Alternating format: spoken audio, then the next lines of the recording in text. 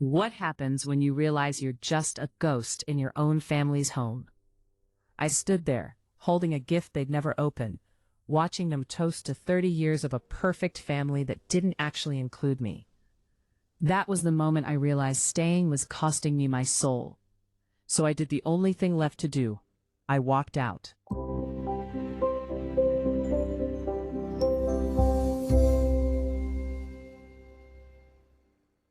My name is Lily Rose, and for 25 years, I played the role of the dependable daughter.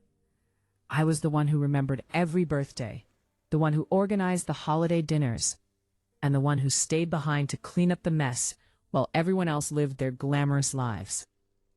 My parents, Evelyn and Richard, were the pillars of our community. To the outside world, we were the gold standard of a happy home. But inside those four walls, I was essentially the furniture, functional, present, but completely overlooked. The planning for their 30th wedding anniversary started 6 months ago. I handled everything.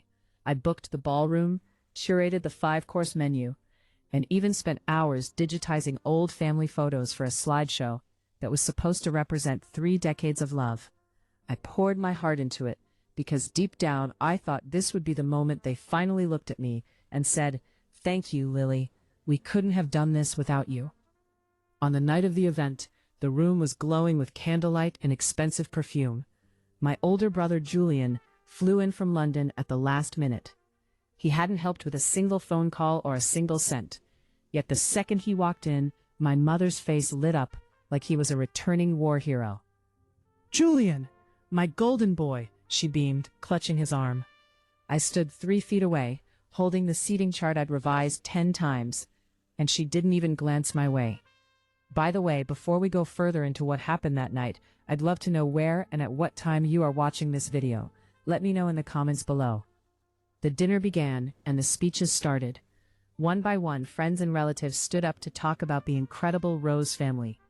Then my father stood up for the final toast. He spoke beautifully about my mother.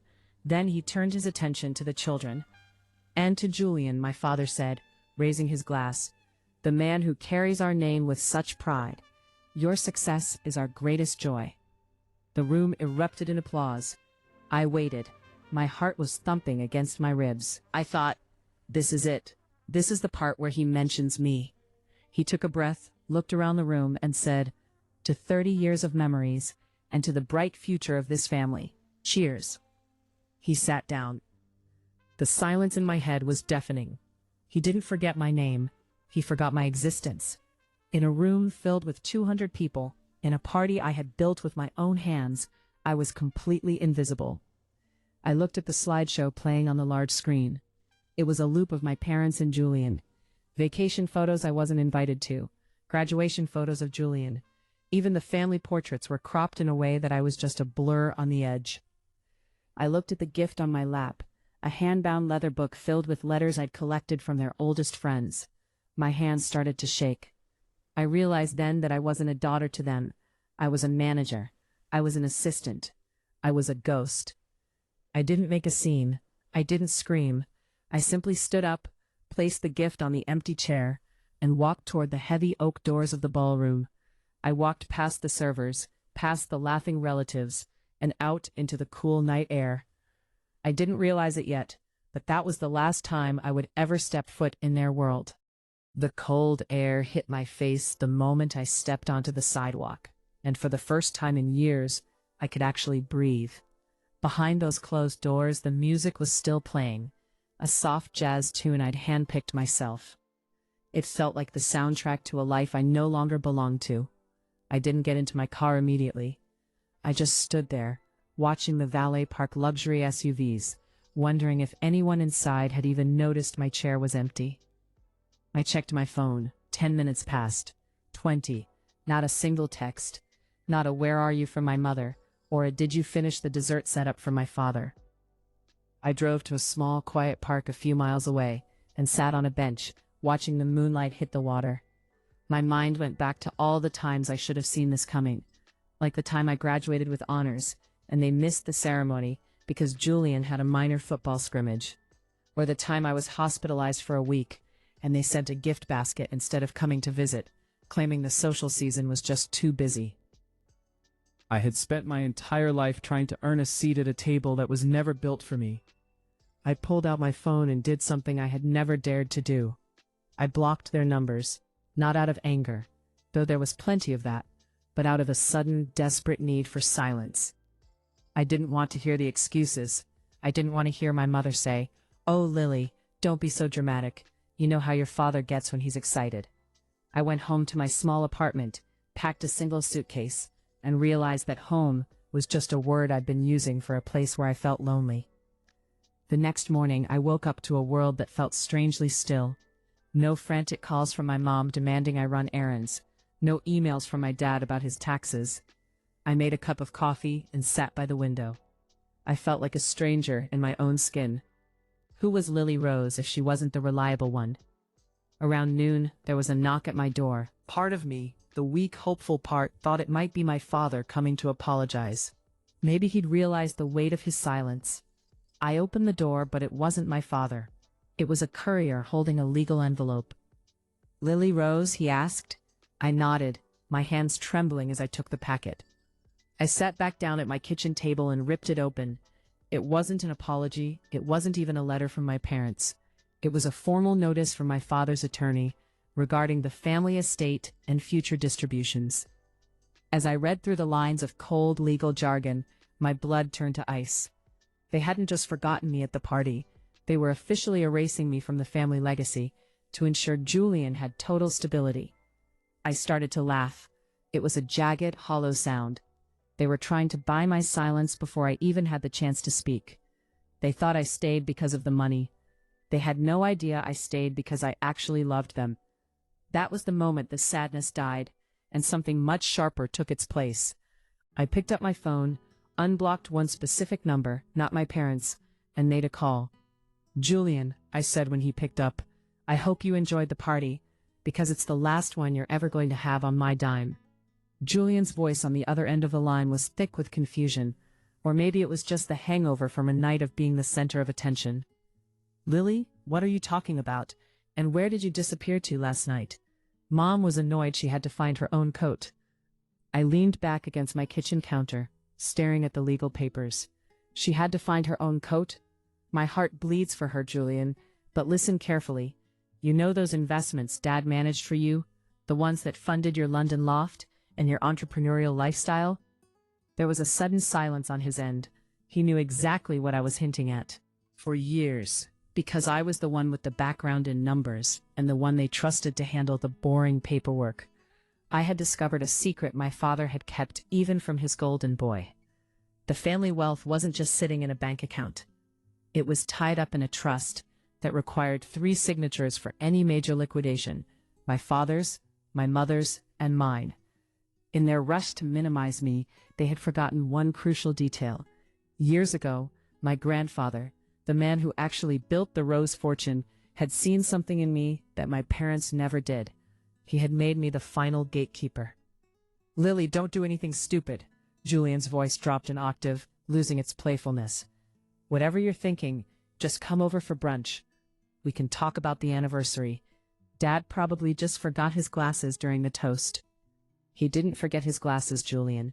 He forgot his daughter," I said, my voice eerily calm. "And as for the trust, I just sent a digital freeze on the primary accounts. Since I'm clearly not part of the family's bright future, I figured I'd take my share of the present and move on." I hung up before he could start begging. The silence that followed was heavy. I knew the storm was coming. Within 20 minutes, my phone started vibrating so hard it nearly danced off the table. My mother, my father, Julian again, then the family lawyer. I ignored them all. I went to the bathroom, splashed cold water on my face, and looked at the woman in the mirror. Her eyes looked brighter. The invisible girl was starting to cast a very real shadow. I spent the afternoon at a local library, not because I needed the books, but because I needed to be somewhere where no one knew my name. I started drafting a plan. If they wanted a life without me, I would give it to them, but I wouldn't leave empty-handed. Not when I had spent a decade doing the work of 3 people for the salary of none. As the sun began to set, I received a text from an unknown number. "Lily, this is Dad. We are at your apartment. Open the door now. You've had your little tantrum, but blocking the accounts is a line you do not cross." A tantrum. That's what 30 years of neglect was to him. A minor inconvenience. I didn't go home. Instead, I drove to a small boutique hotel on the other side of town. As I checked in under a different name, I realized that for the first time in my life, I wasn't waiting for permission to exist. But as I sat on the edge of the hotel bed, a realization hit me. Freezing the money was just a move. It wasn't the ending. To truly walk away, I had to expose the one thing my parents valued more than money: their reputation. I opened my laptop and found the folder labeled Anniversary Slideshow Unused. Inside were the clips I hadn't shown, the recordings of my father's temper, the emails of my mother's coldness, and the proof of where the family fortune actually came from. I had the power to burn their perfect world to the ground with one click. The only question was I becoming the monster I was trying to escape? I sat in the dim light of the hotel room, the glow of the laptop screen reflecting in my eyes. My finger hovered over the upload button. This folder didn't just contain family secrets. It contained the truth behind the pillars of the community. It showed the offshore accounts my father used to dodge taxes, and the scathing voice notes my mother left me, mocking the very people she smiled at during charity galas. If I hit enter, the Rose family name would be synonymous with scandal by morning. The perfect 30-year marriage would be picked apart by every gossip in town. Suddenly, my phone buzzed. It wasn't a call. It was a photo. It was a picture of the gift I had left on the chair at the party. The leather-bound book of letters. It was sitting on my kitchen table back at my apartment. My father had sent the photo with a short message. We opened it. "Is this what you wanted? To show us how much you've done? We don't need a history book, Lily. We need you to be rational." They still didn't get it. They thought the book was a bill, an invoice for my time and effort. They couldn't see that it was a love letter, the last one I would ever write them. I closed my eyes and took a deep breath. A quote my grandfather used to say drifted into my mind. "Living well is the best revenge, but the truth is the best shield." I didn't upload the folder to YouTube or the local news. Instead, I sent the entire encrypted file to my father's private email with a single sentence in the body of the message. "I am not a tantrum. I am the consequence of your choices. The accounts stay frozen until you sign the papers I'm sending over, papers that officially sever my ties to your business and grant me my legal inheritance in full. No more management, no more invisible work.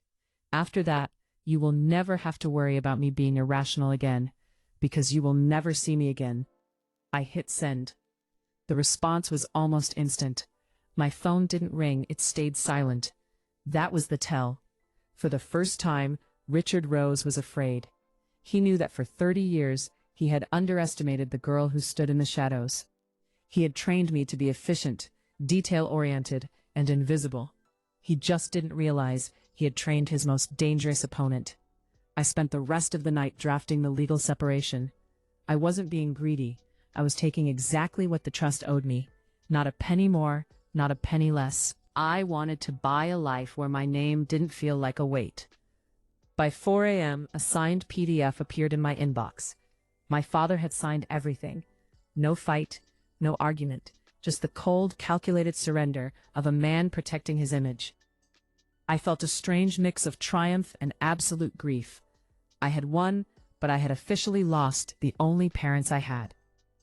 I checked out of the hotel as the sun began to rise, painting the sky in shades of pink and gold. I drove back to my apartment one last time to grab the last of my things. When I walked into the kitchen, the leather-bound book was still there, but they had spilled coffee on it. A brown stain ran through the letters of their oldest friends. It was the perfect metaphor.